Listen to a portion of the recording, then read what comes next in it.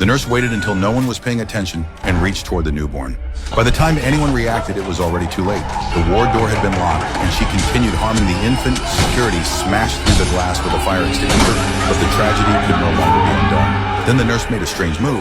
She turned the scalpel on herself, and no one realized this was only the beginning. Police arrived at the scene quickly, but all leads ended with the nurse as if everything had happened only to bring about death. Yet the truth was far more terrifying than reality, because what they were facing was not an ordinary criminal and may not even have been human. Soon another tragedy occurred. A woman stared coldly at a group of children watching them jump into the swimming pool. Then she walked into the locker room and took tools from a backpack. She then connected herself to a high-voltage power source. Once everything was ready, she slowly walked toward the pool.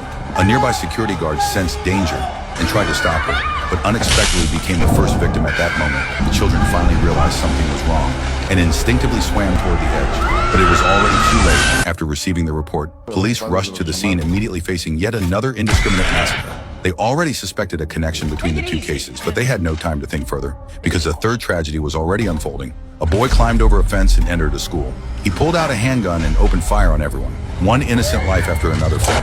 What shocked everyone even more was what came next after carrying out the attack. He also took his own life as the investigation went deeper. A disturbing truth slowly surfaced. The handprints on the walls did not belong to any human being.